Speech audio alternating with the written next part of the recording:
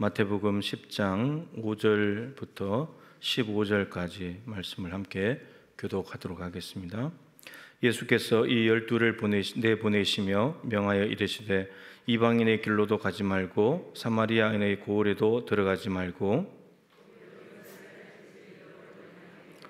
가면서 전파하여 말하되 천국이 가까이 왔다 하고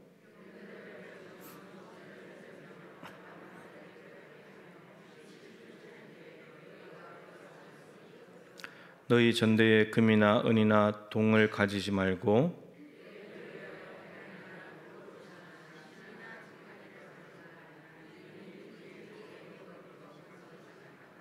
어떤 성이나 마을에 들어가든지 그 중에 합당한 자를 찾아내어 너희가 떠나기까지 거기서 머물라. 그 집이 이에 합당하면 너희 빈 평안이 거기 임할 것이요 만일 합당하지 아니하면 그 평안이 너희에게 돌아올 것이니라.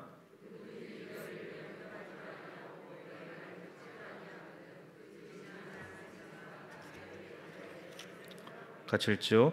내가 진실로 너희에게 이르노니 심판날에 소돔과 고모라 땅이 그 성보다 견디기 쉬우리라. 아멘. 평안을 전하는 성도라는 제목으로 최청 목사님 말씀 전하겠습니다.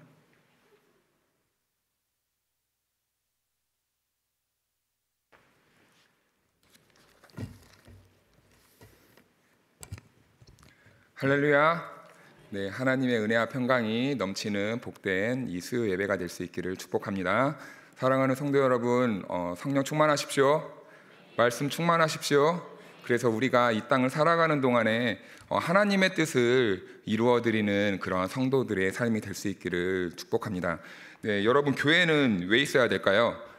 네, 하나님께서 교회로 우리들을 부르신 이유는 무엇일까요? 여러분들은 무엇이라고 생각하십니까? 건물 많이 세우라고 부르셨을까요? 저는 이제 우리 담임 목사님께 이렇게 목회를 배우고 그리고 이렇게 또 부교역자 생활을 계속 하면서 느끼는 게 있습니다. 더 확고해지는 게 있죠. 교회는 건물이 아니라 사람이다. 네.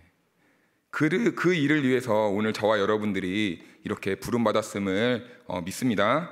그래서 이제 우리는 이 교회에서의 이러한 삶만 강조하고 그리고 교회에서 머무는 형태에서 벗어나서 이제 교회에서 받은 그 은혜를 이제는 강물과 같이 이 세상에 그렇게 흘려보내기를 그 사명을 위해 하나님께서 저와 여러분들을 이 자리로 부르셨겠죠. 그래서 우리는 이제는 여기에서 벗어나 세상 밖으로 나아가야 됨을 믿습니다.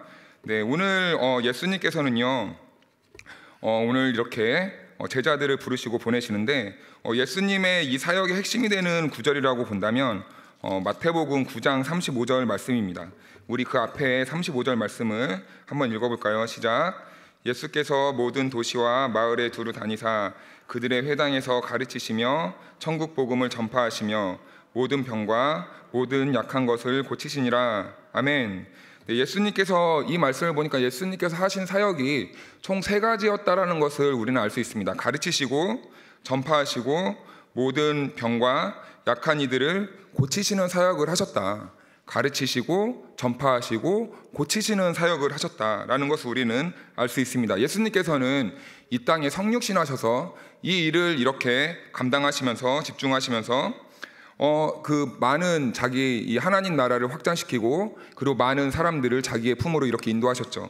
이에 따라서 교회의 비전 역시도 이래야 한다는 것이죠. 예수님의 모습을 닮아 우리 교회 역시도 가르치는 일과 복음을 선포하는 일과 그리고 병들고 약한 이들을 고치는 일, 이것을 우리는 쉬지 않고 해야 된다는 겁니다. 누구에게 해야 될까요? 사람에게 해야 된다는 거죠. 그래서 교회의 핵심은 사람이다라는 겁니다. 사람이 없으면 아무 의미가 없는 겁니다. 사람을 향하지 않으면 교회의 존재 이유야 목적도 사라져버리는 겁니다. 이러한 사람이 있기 때문에 예수님께서는 성육신하셨고 그 사명을 오늘 저와 여러분들에게 주셨다는 것이죠. 그래서 우리 9장 36절을 한번 보실까요? 시작.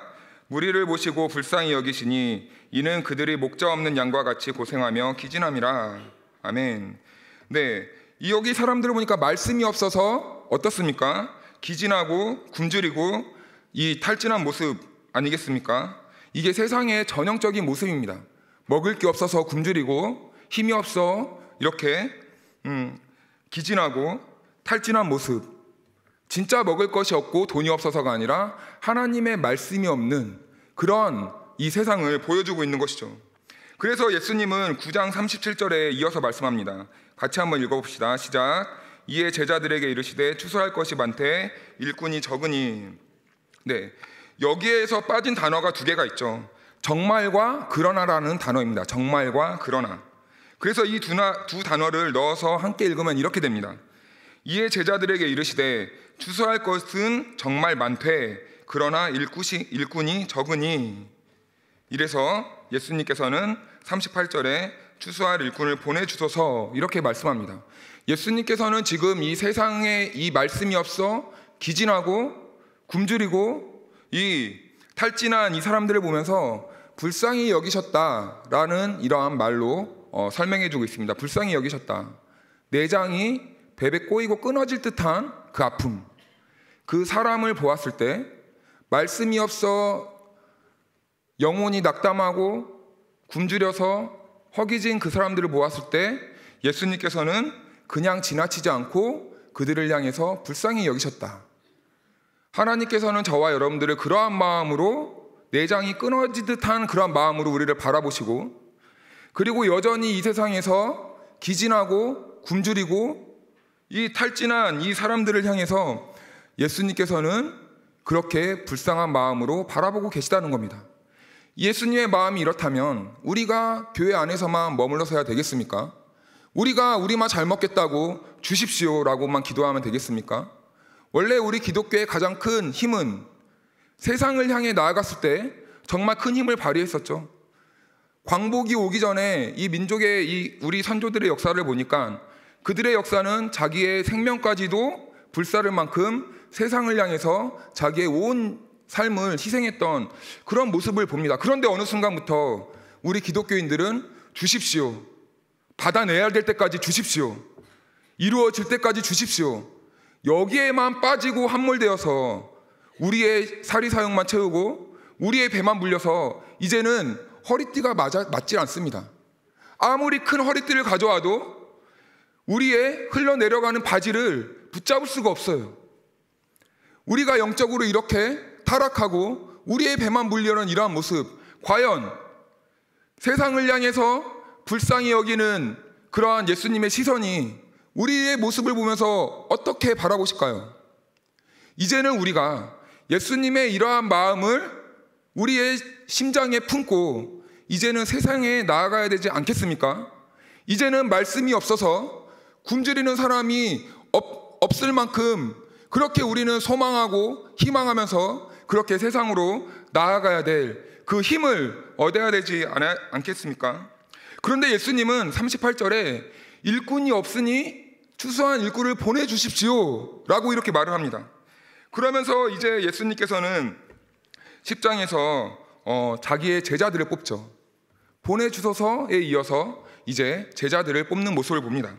네, 그래서 이제 제자들을 뽑으시고 그들에게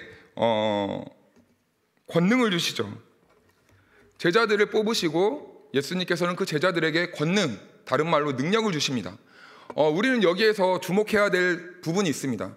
우리는 주의 일을 감당할 때, 우리가 세상으로 밖으로 나아가야 할 때 우리가 조금 더 채워지고 우리 안에 능력이 있어야 나가야 된다고 생각합니다. 그런데 예수님께서는 오늘 제자들을 부르실 때 동시에 무엇을 주셨죠? 능력을 주셨습니다. 네. 무엇을 의미할까요? 이미 나갈 준비가 되었다라는 겁니다. 이미 그거면 충분했다라는 겁니다. 언제까지 우리는 내 앉은 자리에서 주님 아직도 안 됩니다, 제가 지금 30평 사는데요 40평은 있어야 가난한 사람들을 돕지 않겠습니까? 제가 지금 2000cc 차를 타는데요 그래도 대형은 있어야 내가 주를 위해서 돈을 헌금하지 않겠습니까?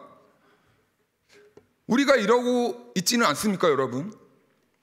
하나님은 이미 우리에게 믿음과 능력을 충분하게 주셨기 때문에 오늘 저와 여러분이 이 자리에 있는 것 아니겠습니까? 그런데 우리는 뭐가 두려워서 이 세상을 향해, 굶어 죽고 있는 사람들을 향해 보고도 외면하고 보고도 못 본 채하고 나갈 생각도 없이 여전히 주십시오, 받을 때까지 저는 여기서 떠나지 않겠습니다. 반드시 얻어야 저는 여기서 떠날 겁니다. 우리의 올바른 신앙의 모습일까요? 우리는 받은 은혜를 흘려보내라고 이 자리에 하나님께서 부르셨습니다. 그런데 아직도 우리는 우리의 믿음에, 우리의 삶에 내 모든 것을 밑빠진 독에 물 붓기라도 하듯이 계속 내 욕망을 채우는 곳에 그렇게 허비하고 있다는 것이죠. 예수님께서는 그 제자들에게 능력을 주시고 그들을 부르셨다라고 말했습니다. 사랑하는 동부의 가족 여러분, 우리도 오늘 예수님께서 이렇게 부르셨습니다. 우리에게 많은 것을 허락해 주시고 우리에게 이미 세상을 향해 나아갈 수 있는 믿음과 능력을 주셨습니다. 이제 그 믿음을 가지고, 그 능력을 가지고 나에게 주신 것에 감사하고 만족하면서 이제는 우리가 세상으로 한 걸음 한 걸음 나아가야 할 때라고 믿습니다. 이렇게 예수님께서 뽑힌 제자들은요, 예수님께로부터 하나님 나라를 위한 사명을 받고 그 사명을 감당할 수 있는 능력을 받습니다. 그리고 예수님의 12 제자들은 먼 훗날 교회의 기초가 되죠. 그리고 사도들을 이어서 우리 역시 머리 되시는 예수 그리스도를 기초로 우리도 이제 교회가 되었습니다. 그리고 예수님은 교회로 부름받은 제자들에게 이제 3가지 부탁을 하십니다. 그 부탁의 말씀이 오늘 본문 말씀에 나와 있는데요, 우리 7절과 10장 7절과 8절 말씀 다 같이 한번 읽어보겠습니다. 시작.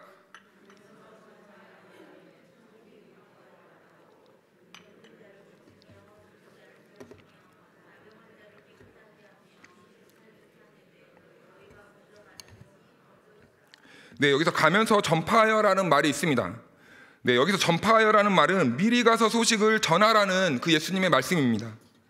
즉 하나님 나라의 복음을 제자들에게 전해야 한다라는 거죠. 우리는 여기서 질문할 수 있습니다. 왜 우리는 하나님의 복음을 세상에 전해야 되는가? 여러분, 이유는 무엇일까요? 우리 8절 한번 읽어볼까요? 시작.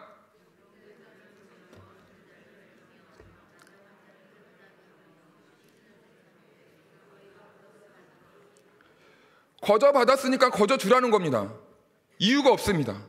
우리에게 이미 예수 그리스도의 은혜의 복음이 우리 안에 있기 때문에 그것을 전하라는 겁니다. 그런데 우리는 어떡하죠? 주신 복음을 맨날 부족하다고 더 달라고 더 달라고 더 달라고 합니다. 여러분, 충분하지 않습니까? 이미 내 안에 생명을 살린 그 은혜의 복음, 그거면 여러분 충분하지 않습니까? 더 필요하신가요? 궁금합니다. 여러분, 이미 우리는 생명과 바꾼 복음이 내 안에 있다라는 거죠. 이미 생명과 바꿨는데 더 이상 우리에게 주어질 것이 무엇이 있겠습니까? 예전에 제가 여수에서 사역을 할 때인데요, 제가 이 오른손이 이렇게 완전히 펴지지가 않습니다. 사고 때문인데요, 제가 그때는 참 법도 모르고 뭣도 모르고 그냥 부르면 가고 막 그랬어요. 뭐 여기 와서도 매나 마찬가지더라고요. 퇴근 시간이 없는 것 같습니다. 새벽에도 막 애들이 부르면은 막 가고, 막 새벽에 전화 와가지고 좀 재워주세요 하면은, 우리 교회에서도 그래요. 가끔 모르시죠? 누구의 자녀라고는 말을 못하지만 아무튼 그렇습니다. 그런데 그때 전화가 온 거예요. 그래서 전주에서 학교 끝나고 새벽 1시인가 전화가 왔어요. 그래서 가는데 갈등이 되는 거예요. 눈이 막 감기는데 집 거의 다 왔는데 여기서 돌아가면 한참인데 막 거의 끝과 끝이었거든요. 근데 어떡해요? 부르면 가야지. 고2였거든요 걔가. 그래도 고2 짜리가 부르면 가야지. 어떡합니까? 갔습니다. 그런데 가가지고 그 친구가 왜 불렀는지 아십니까? 참 허무합니다. 고2 짜리가 그 시간에 뭐 해야 될까요? 집에 있든지 공부를 하든지, 좀 더 나가면 뭐 PC방에 있든지, 세상에 친구들하고 술을 먹고 있는 겁니다. 근데 그 이순신 광장 그 모서리 한 모퉁이에서, 근데 저를 부른 거예요. 왜 불렀어? 그러니까 뭐라는지 아십니까? 신앙 상담을 한 것도 아니에요. 왜 불렀을까요? 보고 싶어서 전화를 했대요. 나 참 기가 차가네. 근데 제가 손가락이 하나가 망가졌다고 했잖아요. 제가 갔다가 집에 오는 도중에 저희 집이 되게 소라면에 이 달천 아십니까? 거기 되게 가다 보면은 이 낭떠러지가 있어요. 그런데 가로등이 이렇게 있고, 그런데 가다가 제가 졸음운전을 한 나머지 산지 3년도 안 된 차를 거기다가 받았습니다. 그러면서 차는 폐차되었고, 네, 죽다 살아났죠. 만약에 그 가로등이라도 없었으면 어떻게 됐을까요? 빠져 죽어요. 그것도 은혜더라고요. 네, 은혜입니다. 제가 왜 그렇게 그런 일이 일어날 줄은 모르고 갔겠지만 그 가게 된 동기가 무엇이었을까요? 부르니까 뭔 일 났을까 봐. 그 새벽에 왜 전화하겠습니까? 아이가 뭔 일 났을까 봐. 근데 제가 만약에 야, 나는 여기서는 4시간이니까 넌 넘어오지 마, 선을 그었다면 어떻게 되었을까요? 뭐 별일 안 났겠죠. 하지만 제 신앙의 양심이 허락하지 않았을 것 같습니다. 지금 멀쩡하면 됐죠. 그래서 저는 여기가 참 어떻게 보면은 영광의 상차입니다. 성경에는 이 불의한 청지기의 비유가 나오죠. 그는 생존을 위해서 주인의 것을 이웃들에게 이렇게 나누어 줍니다. 그렇게 한 이유는 해고 통보를 받았기 때문이죠. 그는 해고 통보 받기 전에는 그게 아마 다 자기의 것이라고 생각하고 착각하며 살았을 겁니다. 그래서 그는요, 이제 해고 통보를 받으니까 그 생존을 위해서 이제 주인의 것을 자기의 것으로 막 나눠주기 시작해요. 왜요? 자기 생존을 위해서. 그는요, 자신이 누리던 것이 자신의 것이 아님을 깨달았을 때 그렇게 마구잡이로 주인의 것을 나눠주며 살 수 있게 되었다는 것이죠. 그래서 그는 자신의 것은 아니지만 나누어 주려는 생각을 하게 된 겁니다. 여러분, 우리가 안에 예수 그리스도의 그 생명의 복음이 있다면 여러분, 우리가 무엇이 아깝겠습니까? 근데 우리가 그렇게 하지 못하는 이유가 무엇이죠? 우리가 그렇게 내 것을 아까워하는 이유가 무엇이죠? 여러분, 우리 역시요, 해고 통보를 받은 불의한 청지기와 같이 죄와 사망의 법 아래 있었던 그 시절이 있었습니다. 아무리 건강하고 돈이 많고 능력과 명예가 많은 사람일지라도요, 이 하나님의 해고 통보 이 앞에서, 죽음 앞에 서게 될 때면요, 우리 인생의 본질을 깨닫게 되는 겁니다. 내가 왜 살아야 되는가? 그리고 이 모든 것들을 다 놓고 가야 하는 인생에 불과하며 부질없다는 것을 깨닫게 될 때 우리는, 피조물인 인간은 아무리 잘 나가도 하나님 앞에서 잃어버리지 않아야 할 것이 있다는 것을 깨닫게 되는 것이죠. 우리가 누리고 있는 이 모든 것이 바로 이 죽음 앞에 우리가 서게 되었을 때 다 하나님의 은혜였다는 것을 알게 되는 것이죠. 그리고 우리는 이 주신 것에 청지기에 불과하구나 라는 것을 알게 되는 겁니다. 여러분, 우리에게 주신 것으로 얼마나 주의 일을 감당하고 계십니까? 하나님은 우리에게 배가 불러서 체할 정도로 많이 주셨는데, 여러분, 하나님께서 우리에게 주신 것을 누리면서 지금 우리는 무엇을 향해 걸어가고 계십니까? 결국 우리 또한 마지막 때가 되면 다 주님 앞에 서게 될 그러한 존재들 아닙니까? 그런데 아직도 모자르다고 더 긁어 모으고 더 파가지고 더 많은 것을 내가 얻겠다고, 여러분, 이게 이러한 삶에 하나님이 은총을 부어주실까요? 전혀 그렇지 않으십니다. 하나님은 우리가 내놓으면 내놓을수록 더 무한히 우리에게 은총을 부어주시는 겁니다. 여러분, 묵은 쌀이 좋습니까? 햅쌀이 좋으십니까? 묵은 쌀은 떡도 잘 안 먹잖아요. 그런데 우리는 어쩌면 이 묵은 쌀과 같은 은혜를 지키기 위해 내 주머니를 이렇게 꽁꽁 싸매고 있는지도 모릅니다. 내 인생의 시간을 그렇게 꽁꽁 싸매고 있는지 모릅니다. 그러나 여러분, 기억하십시오. 우리가 우리의 것을 내어놓을 때 하나님은 매일매일 새로운 은혜를 공급해 주시는 줄로 믿습니다. 그러므로 우리가 남은 이 하반기 이 기간 동안에요, 그 어느 해보다 하나님께 받은 모든 은혜를 나누어 주는 한 해가 되었으면 좋겠어요. 지금에서라도 지금부터라도. 여러분, 가장 빠를 때가 언제일까요? 지금입니다. 1월 달이 아니에요. 바로 지금. 공부도 어려서 하면 좋지만 제일 잘할 수 있을 때가 지금이에요. 아직 늦지 않았습니다. 공부하셔도 늦지 않으셨습니다. 인생은 몇 살부터죠? 네? 지금부터? 맞아요, 여러분. 주님 오시기는 그날, 그때까지는 매 순간순간 지금이 바로 여러분 시작입니다. 우리는 자고 일어나면 어제는 지나가잖아요. 뭐가 늦습니까? 저는 늦었다고 할 때가 가장 빠르다는 말을 전 믿습니다. 왜냐하면 저도 신학이라는 이 공부를 굉장히 늦게 시작했거든요. 네. 하지만 하나님께서 가장 좋은 때 그렇게 하나님께서 사용하시더라고요. 그래서요, 우리에게 있는 물질이든 건강이든 사랑이든 또 어떤 섬김의 형태든 하나님의 은혜가 기억나면요, 그 기억나는 대로 나누어 줄 수 있는 그 복 있는 삶을 살아가시기를 축복합니다. 이 세상에 여러분, 우리가 나눌 것이 없어서 못 나눌까요? 나눌 마음이 없어서 못 나누더라고요. 나눌 것이 없어서가 아니에요. 우리의 마음 때문에 안 되는 겁니다. 생각해 보십시오. 여러분, 나눌 게 없습니까? 집안에 나눌 게 없으십니까? 건강히 나눌 게 없으십니까? 여러분, 우리 좌우 옆에 분 앞뒤나 한번 이렇게 바라봐 보실까요? 한번 웃어 주십시오. 행복해지잖아요. 이것도 나눔 아니겠습니까? 네. 아픈 곳이 있는 곳에 가서 따뜻하게 미소 한번 지어주고 따뜻한 말 한마디 건네주는 것도 여러분 나눔 아닙니까? 나눔도 요새는 너무 많이 거창해졌습니다. 10,000원 정도 이렇게 기부하면은 왠지 창피해요. 1,000원짜리 100원짜리 하나 넣는 거 왠지 쪽팔려요. 왜 그럴까요? 우리의 마음이 그만큼 높아졌다는 거죠. 헌금도 정말 어쩔 때는 제가 실수로 안 갖고 오는데 뭐 주머니에 500원짜리 하나 있습니다. 옛날에 목사가 되기 전에는 냈을 텐데 창피해요. 누가 볼까 봐. 우리의 마음이 그만큼 높아졌다는 것이죠. 네.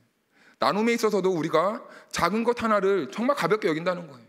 요즘 애들 여러분, 제가 얼마 전에 차에서 500원짜리 하나 주었는데 이거 누구 거야 하니까 다 자기 거 아니래요. 너 줄까 하니까 됐대요. 이거 무슨 난리입니까? 이게 여러분 옳은 겁니까? 그런데 우리가 누군가를 돕는 일 앞에서도 어쩌면 우리가 내 체면 때문에, 내 높아진 자아 때문에 정말 나눠야 될 것을 못 나누고 있는 건 아닌지, 나 정도 되니까 뭐 성김하려면 한 10만 원은 내야지. 여러분, 하나님께서는 그걸 원하실까요? 아니죠. 하나님께서는 우리의 무엇을 보시죠? 마음을 보시죠. 그의 동기. 쪽팔린 게 어디 있습니까, 여러분? 체면이 어디 있습니까? 하나님은 우리를 위해, 미천한 우리를 위해 자기의 자존심 다 버리고 이 땅에 오셨잖아요. 믿으십니까? 그런데 우리가 체면 살리고 자존심 따지고, 그러니까 여러분 듣는 소리가 무엇입니까? 죄송합니다, 어르신들, 꼰대란 소리 듣잖아요. 네. 이 정도 되니까 나는 이 정도는 안 해야지. 네. 허드는 일은 다 피하려고 하고. 하나님 나라의 정신이 아니죠. 우리가 꼰대가 되어서야 되겠습니까? 우린 다 어린아이와 같은 마음으로 작은 곳에도 섬기고 낮고 천한 곳으로 내려가서 설거지도 하고. 네. 그게 바로 그리스도인들의 정신 아니겠습니까? 이런 마음이 회복돼야 우리가 나에게 가진 것이 없다라는 생각이 사라지더라고요. 그래서 우리는 요즘에 참 잘못된 문화 중에 하나가 돈으로만 섬기려고 합니다. 그래서 자녀들에게도 돈 잘 벌어야 돼, 그래야지 나중에 봉사도 잘할 수 있어. 저 깜짝 놀랍니다. 지금 못 섬기면 못 섬기는 겁니다, 여러분. 그런 게 어디 있습니까? 하나님이 우리가 성공해서 잔소리가 많아졌네. 죄송합니다. 여기서 끊고 네, 우리 9절 10절 말씀 같이 한번 읽어볼까요? 시작.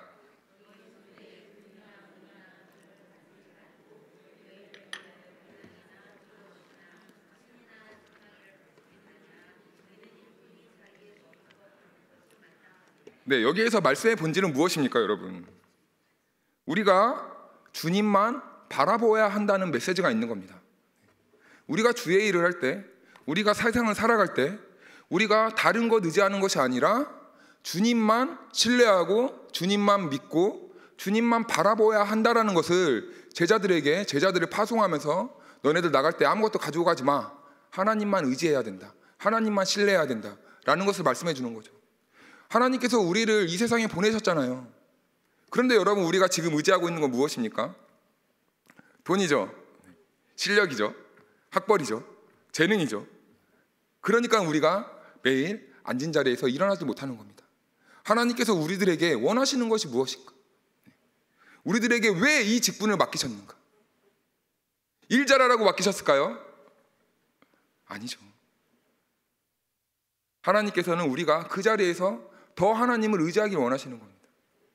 하나님을 의지하고 그 자리에서 그 이 직분을 감당하길 원하시는 거예요. 그런데요, 여기선 독특하게 이 말씀은 마태와 마가, 누가복음에 다 기록되어 있거든요. 근데 마태하고 이 누가복음에만 이 지금 오늘 본문 말씀하고 똑같이 기록하고 있고요. 마가복음에는 조금 다르게 이렇게 기록하고 있습니다. 마가복음은 다 가지지 말라는 이 마태와 누가복음과는 다르게 지팡이와 신발은 이렇게 가져도 된다 이렇게 말하고 있는데요. 그 이유는 이렇게 설명하더라고요. 마가복음은 출애굽기를 배경으로 하고 있기 때문에 그렇게 기록하고 있다는 겁니다. 이것은 하나님의 부르심을 받은 출애굽 백성들이 그랬듯이 이제 제자들은 예수님의 새로운 부르심을 받고 이 새로운 출발을 해야 하는 이 나그네의 모습의 이 비유에서 그렇게 기록하고 있다는 겁니다. 그래서 제자들은 이제 세상으로 나아가야 한다는 거죠. 새로운 모습으로. 그래서 애굽의 가치와 속박에 묶여서 불쌍히 여김을 받을 수밖에 없는 사람들을 향해 걸음을 나아가야 된다는 것이 마가복음의 이 관점이라면, 이 마태복음의 이 관점은요, 그 시대적인 상황 때문이라고 합니다. 왜냐하면 이 당시에는 이 견우학파라는 이 집단이 있었거든요. 그런데 이 사람들은요, 이 철학자들이었는데 지팡이와 전대를 가지고 이렇게 마을을 돌아다닙니다. 그런데 이 사람들 간에는 서로 이제 무명인도 있었고 유명인도 있었어요. 이름을 알린 사람들도 있었고 상대적으로 이름을 모르는 사람들도 있었어요. 그런데 이제 이 사람들은 자기 스스로가 이 지팡이와 전제를 들고 다니면서 자기의 이 강연 실력으로 사람들을 모아요. 그럼 이제 사람들이 모으면 강연을 들면 그때 당시의 문화는 이제 돈을 냅니다. 그러면 이제 이름이 좀 유명한 사람들은 왔다는 소문만 들어도 그 주변이 어떻게 될까요? 몰려요. 네. 우리도 여러분 유명한 목사님 있으면은 유튜브 조회수가 확 올라가고, 지방에 좀 이렇게 조금 모자르다 싶은 이 사람 있으면은 이렇게 참 무시하고 막 그러잖아요. 우리가 교회에서 대형교회 목사님을 초청하면은 기본 100만 원 막 200만 원 막 이렇게 제가 더 이상 말을 못하죠. 막 이래요. 그런데 지방에 개척교회 하는 목사님 데려오면은 이걸 20만 원 줘야 되는지 30만 원 줘야 되는지, 차비는 줘야 되는지 밥값은 줘야 되는지, 참 이런 문화가 여러분 옳을까요? 네. 제가 예전에 학교 다닐 때 조용기 목사님의 후임이 누구죠? 김영호 목사님인가요? 그분이 왔습니다. 그런데 정말 20분 동안 성의 없다시피 말씀을 전하고 갔어요. 누구나 다 아는 말씀을. 그런데 학교가 지붕이 뜯겨져 나가는 줄 알았습니다. 얼마나 아멘을 크게 하는지. 이게 여러분 오늘날 우리 한국교회 현실이 아니겠습니까? 제가 담임 목사님 말씀을 제가 참 설교할 때는 잘 아는데, 담임 목사님이 죄송합니다 담임 목사님 유명한 강사님이 오시면은 그렇게 포옹도 잘해주다가 우리를 위해서 항상 애쓰고 밥도 굶으시죠 목사님? 네, 밥도 때로는 굶어 가시면서 애타는 마음으로 외쳐라 죽어라 외치면 여러분들 개미가 지나가는 소리가 들립니다. 우리들의 정말 바꿔야 될 모습 아니겠습니까? 여러분 가정에서 부모가 해주는 밥 말고 옆집 아줌마가 해주는 밥이 맛있다고 쫓아다니면 부모로서 어떻습니까? 저는 목회를 배울 때 목회자는 밥을 해주는 사람이라고 배웠습니다. 무엇을 의미할까요? 부모이죠, 부모. 영적인 자녀들에게 밥을 주는 부모죠. 근데 여러분 관심이 없습니다. 어쩌다 이 말까지 왔을까요? 죄송합니다. 아무튼 그런 문화가 돈에 따라서 유명인과 무명인이 나뉘는 이런 모습이 있었다는 거예요. 그러니까 마태는 그러한 시대를 지적하면서 너네들은 그러지 말아라. 너네들은 그딴 거 의지하지 말아라. 세상 사람들과 달라야지. 그럼 어떻게 해야 됩니까? 세상과 자기 실력을 의지하는 것이 아니라 살아계신 하나님을 믿고 신뢰하라는 그러한 영적인 메시지가 담긴 거 아니겠습니까? 그런데 여러분, 우리가 보아야 될 것을 보지 않고 세상을 바라볼 때 우리 안에 몰려오는 것이 무엇일까요? 염려와 근심입니다. 그래서 예수님께서는 마태복음 6장에 염려하지 말아라 라고 그의 제자들에게, 그를 따르는 무리들에게 말씀해 주시는 거죠. 우리 빌립보서 4장 6절 말씀 한번 찾아볼까요?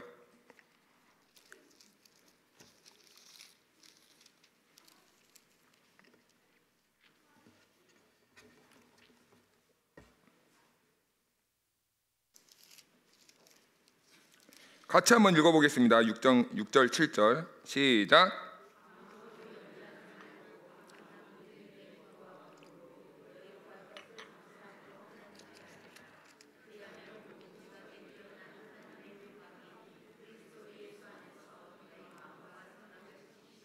아멘. 네, 세상 염려는요 근심과 불안을 더할 뿐입니다. 그래서 하나님을요 온전히 바라보지 못하게 하는 그 먹구름과 같은 존재가 바로 우리가 세상을 바라볼 때 생기는 염려와 근심이라는 것이죠. 그런데 우리는, 믿는 사람들은 염려와 근심이 생기면 생길수록 하나님을 바라보아야 하는데 내 손에 있는 것을 바라봅니다. 그러니까 놓지 못하는 거 아니겠습니까? 염려와 근심이 많으니까 노후 대책 자금을 마련하고 태어나지도 않은 자녀를 위해 주식에 이미 알박기를 해놔서 나중에 태어나면은 이거 먹고 살아야지, 그런 정신부터 가리키고, 하나님을 믿고 의지하는 것을 가리키는 것이 아니라 야, 너 할 거 없으면은 엄마랑 가게나 하자, 이런 말 가르치고, 먹을 게 없고 힘들면 하나님 의지해야지 말하는 게 아니라 괜찮아, 엄마가 도와줄게, 이렇게 가르치는 거 아니겠습니까? 그러니까 성장하면서 자녀들이 하나님 의지하는 법을 배우지 못하는 거 아니겠습니까? 우리의 삶이 그렇기 때문에 그러한 신앙 또한 그렇게 흘러간다는 겁니다. 왜요? 내가 지금 하나님을 온전히 믿지 못하고 신뢰하지 못하고 돈만 의지하고 내 건강만 의지하고 자기 실력만 의지하는, 자기 학벌만 의지하는 그러한 모습으로 살고 있기 때문이죠. 하지만 참 신자는 삶의 고난과 역경과 불안함과 좌절이 왔을 때 하늘에 계신 하나님을 향해서 기도하죠.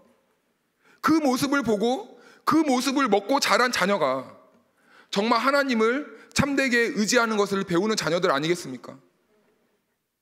통장의 잔고에 얼마를 남겨주는 것이 참 자녀의, 참 부모의 모습이 아니라 하나님 의지하는 것을 가르쳐주는 부모가 참 부모인 줄로 믿습니다. 그러므로 우리는 어떤 상황과 환경 속에서도 주님만 바라보는 성도가 되어야 한다는 겁니다. 어떤 결핍과 절망 속에서도 주님께 답이 있음을 믿고 인정하는 그런 저와 여러분들의 삶이 되어야 된다는 것이죠. 우리 세 번째 한번 볼까요? 12절 말씀입니다. 같이 한번 읽어보겠습니다. 시작. 또 그 집에 들어가면서 평안하기를 빌라. 네, 예수님께서는 제자들에게 평안하기를 빌라라고 이렇게 말씀해주고 있습니다. 그렇다면 여러분, 예수님께서 저와 여러분들에게 원하시는 평안은 무엇일까요? 저와 여러분들에게 주는 평안은 무엇일까요? 세상의 모든 근심과 염려가 다 해결되면서 찾아오는 그 세상적인 부요함과 평안을 주시기 위해 예수님은 평안을 말씀해 주셨을까요? 아닙니다. 예수님은 이 말씀을 하시고요, 자신은 이제 십자가를 지러 가신다, 이렇게 말합니다. 예수님이 이렇게 말씀하신 평안은요, 아무 의미 없는 허공에 붕 뜬 그런 추상적인 세상적인 평안을 말씀하신 것이 아닙니다. 예수님이 말씀하신 이 평안은요, 자신이 십자가를 지심으로 죽은 자를 살려내면서 경험한 그 부활로 인한 누리는 그 평안을 말씀해 주는 겁니다.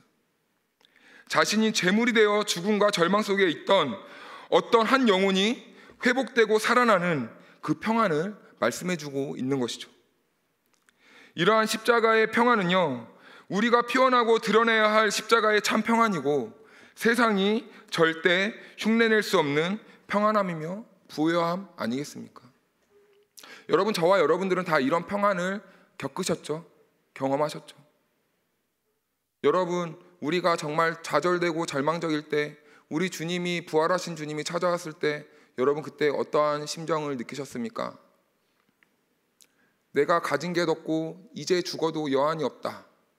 내가 오늘 하루 열심히 살고 내일 주님 와도 정말 괜찮다. 내가 돈이 없어도 예수님을 잃어버리는 것보다 차라리 돈이 없는 게 낫다. 여러분, 이런 마음 한번 느껴보신 적 없으십니까? 그때부터 여러분 우리가 어떻게 되죠? 자유하게 되잖아요. 평안함을 누리게 되잖아요.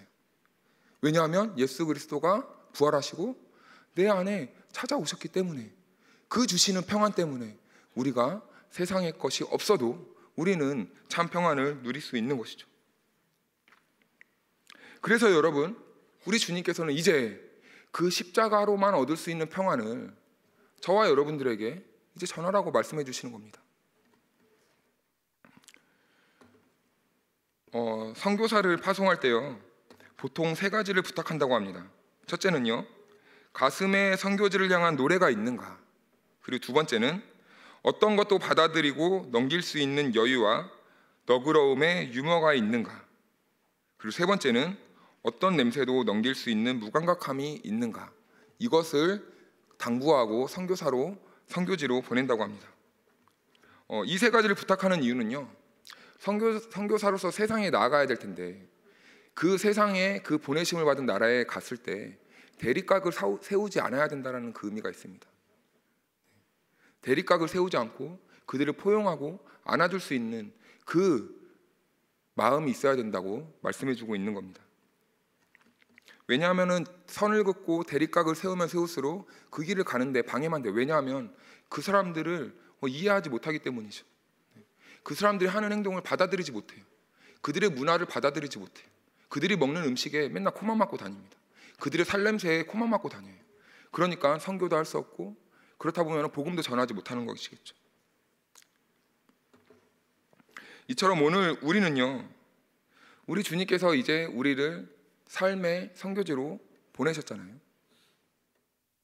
그래서 우리는 요즘에 우리가 머무는 자리가, 우리가 보내심을 받은 그 자리가 주님께서 우리를 부르신 그 자리고 우리를 보내신 그 선교지라고 말합니다. 그런데 그 선교지에서 우리가 나를 세우고 대립각을 펼치고 다툼을 일으키려 한다면 여러분, 그게 참 하나님의 백성이고 자녀이겠습니까? 우리가 사랑을 하지 못해도 적어도 남의 허물은 들춰내지 않고, 적어도 우리가 비판하지 않으며, 적어도 없는 말은 지어내지 않고, 적어도 비방하지 않으며, 적어도 욕하지 않고 그러는 거 아니겠습니까? 여러분, 우리 주님께서는요, 그 길을 자기의 십자가를 지고 걸어가셨습니다. 이제는 저와 여러분들에게 그 길을 따라오라고 말씀하십니다. 우리는 어떻게 해야 될까요? 아직까지도 여러분, 우리가 우리의 욕망을 더 채우지 못해 그 길에서 머뭇거리시겠습니까? 아니면 우리에게 그 생명 주시고 그 평안함을 주신 그 십자가의 길로 이제는 한 걸음씩 나아가시겠습니까?